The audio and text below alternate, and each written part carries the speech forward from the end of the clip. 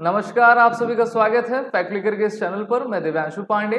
Middle east में tension लगातार बढ़ती जा रही है क्योंकि अमेरिका के द्वारा ईरान के ऊपर ऑपरेशन मिडनाइट हैमर करके ईरान के टोटल 3 इंपॉर्टेंट न्यूक्लियर फैसिलिटीज को ध्वस्त कर दिया गया है।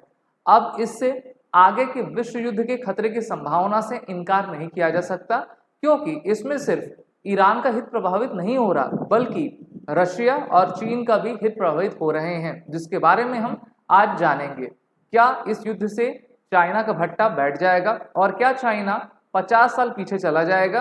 तो ये क्वेश्चन लगातार सोशल मीडिया पर और न्यूज़ चैनल्स पर डिस्कस किए जा रहे हैं, तो इसको आज हम डिकोड करेंगे।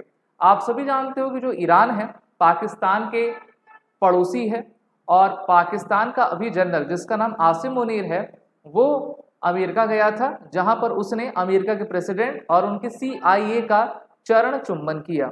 उसके तुरंत बाद अमेरिका के द्वारा ईरान के फैसिलिटीज पर प्रहार किया गया है। तो यहाँ पर आप 3 देशों को देख पा रहे हैं जिसमें ईरान है, अमेरिका है और चाइना है। मैं आपको बताऊं कि ईरान ने एक फैसला लिया है कि वो जो स्ट्रेट ऑफ होर्मुज है अब उसको बंद कर देगा और अमेरिका का कहना है कि it is like a economic suicide which Iranian are doing. Iran की राजधानी तेहरान है और तेहरान के द्वारा डिसीजन लिया गया है कि अब हम इसमें व्यापार नहीं होने देंगे। इससे कौन कौन प्रभावित होगा उसको अभी हम देखेंगे। अमेरिका ने इस बार घोस्ट ऑफ द स्काईज यानी कि B-2 बॉम्बर का इस्तेमाल किया। 37 आवर्स तक ये हवा में रहा। टोटल 6 एयर रिफ्यूलिंग एयरक्राफ्ट के साथ इसने अपनी उड़ान भरी और फुल लोडेड था, जिसने लगभग 14 के करीब जो बंकर बस्टर बॉम्ब GBU-57 कहे जाते हैं उनसे ईरान के फैसिलिटीज पर प्रहार किया। वहीं पर अमेरिका की जो नेवल वेसल्स थी उन्होंने 2 दर्जन से भी अधिक आपके क्रूज मिसाइल जिसका नाम टॉम हॉक क्रूज मिसाइल है उससे न्यूक्लियर फैसिलिटी जिसमें इस्फहान और आपका फोर्डो शामिल है उस पर आपका प्रहार किया हुआ था।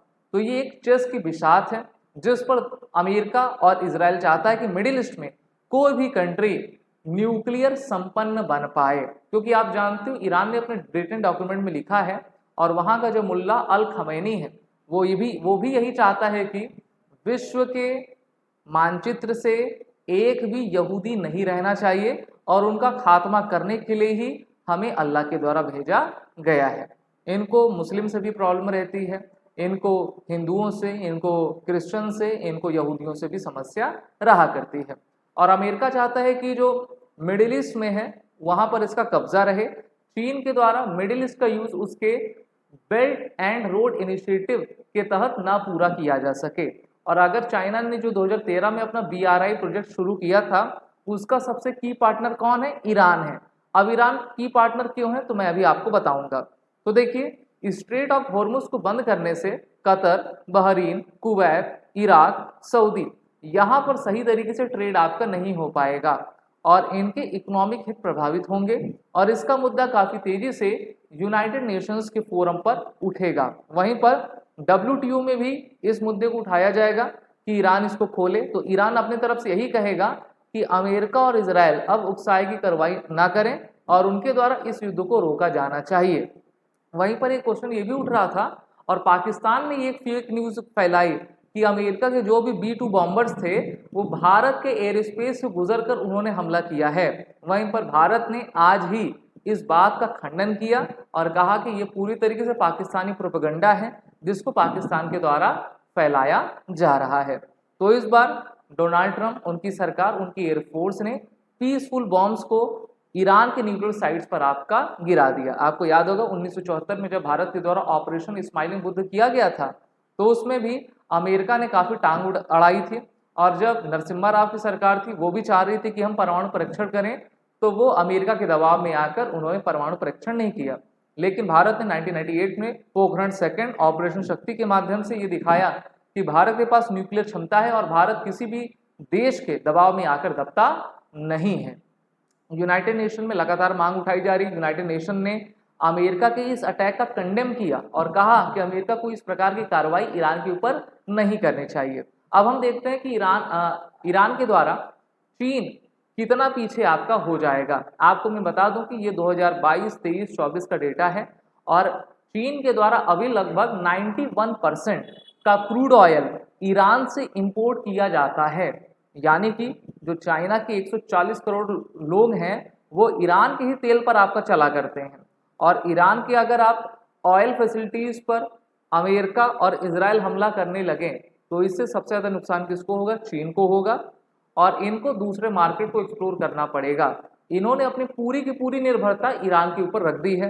तो सबसे बड़ा परिवर्तन तो यहाँ पर होगा। और ये कहा जा सकता है कि अमेरिका चीन को पीछे करने के लिए ईरान के इन क्रूड ऑयल्स की फैसिलिटी को एक बार फिर से निशाना बनाए, जिससे कि जो चाइना की ग्रोथ रेट है वो काफ़ी हैम्पर हो सके। स्ट्रेट ऑफ हॉर्मुज को अगर आप देखो, so it connects oil and LNG production in the middle east to the global market via the Arabian sea and the Indian ocean.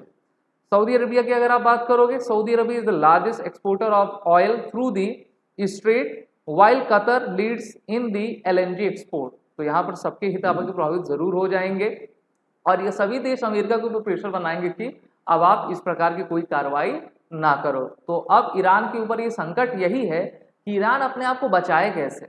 अगर उन्होंने अमेरिका के बेसिस पर हमला किया तो आप जानते हो कि अमेरिका अब फिर दोगुना रफ्तार से इनके ऊपर हमला करेगा। वहीं पर इजराइल भी इनके साथ इनके ऊपर हमला करेगा। और जितने भी 53, 54, 55 मुस्लिम देश हैं वो कुछ नहीं कर रहे हैं। गाजा के लिए तो बड़ा ये आवाज़ उठाते हैं ना कि हम ये कर देंगे वो कर देंगे, लेकिन अब ईरान फंसा हुआ है तो सभी देश आ नहीं रहे हैं। क्यों नहीं आ रहे हैं? क्योंकि वो अमेरिका के पिट्ठू हैं। सीरिया में जो सरकार है वो अमेरिका के द्वारा बनाई गई है। हमास को, हिजबुल्लाह को, हूतीस को इजराइल ने पूरी तरीके से नष्ट कर दिया है। और अब किसकी बारी है? ईरान की बारी है। अब दूसरा क्वेश्चन ये आता है कि देखिए अगर आप स्ट्रेट ऑफ हॉर्मुज को बंद कर रहे हैं तो क्या भारत को कोई नुकसान होगा? तो मैं आपसे ये कहना चाहूँगा भारत को कोई नुकसान नहीं होगा, क्योंकि भारत के द्वारा चेन्नई व्लादिवोस्तोक कॉरिडोर को बना दिया गया है। और ये कॉरिडोर हमारे चेन्नई से लेकर इस रास्ते से, ठीक है, आपके रशिया के व्लादिवोस्तोक तक जाता है। पहले अगर हमको रशिया के मार्केट में कुछ भी इंपोर्ट एक्सपोर्ट करना था तो 8675 नॉटिकल माइल्स की दूरी हमको तय करनी होती थी, वो भी रेड सी की तरफ से। रेड सी में भी युद्ध हो रहा है, स्ट्रेट ऑफ हॉर्मुज भी बंद हो चुका है। तो अब भारत ने रशिया के साथ मिलकर जो है ये Chennai Vladivostok corridor South China Sea की तरफ से बना लिया है। रूट भी छोटा है, आसानी से हम आ भी जा सकेंगे।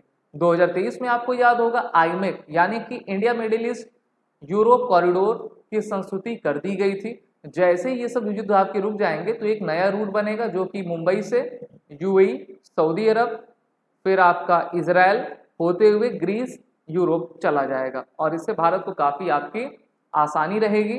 जो आर्टिकल्स होते हैं, गुड्स होते हैं, उनके जो दाम रहेंगे वो काफ़ी कम रहेंगे, क्योंकि एक आपको एक अच्छा कॉरिडोर मिलेगा और इससे यूरोप से लेकर मिडिल ईस्ट और भारत जो है जुड़ पाएगा। तो यहाँ पर सबसे मेन टारगेट अभी इस युद्ध में कौन है? ईरान है। ईरान के साथ किसको नुकसान पहुँचेगा? चाइना को पहुँचेगा। और भारत के पास जो ऑयल हम रशिया से लेते थे हमने उसकी लिमिट को बढ़ा दिया है, इससे रशिया को फायदा होगा। और दूसरा, हरदीप सिंह पुरी के द्वारा कहा गया है, जो पेट्रोलियम मिनिस्टर है, उन्होंने कहा है कि भारत के पास पर्याप्त रिजर्व में भी क्रूड ऑयल साहब के रखे हुए हैं। तो ये युद्ध का परिणाम आगे चलकर क्या होगा ये देखने की बात होगी। अगर आपको वीडियो अच्छा लगा हो तो इस वीडियो को लाइक करें, शेयर करें। जय हिंद।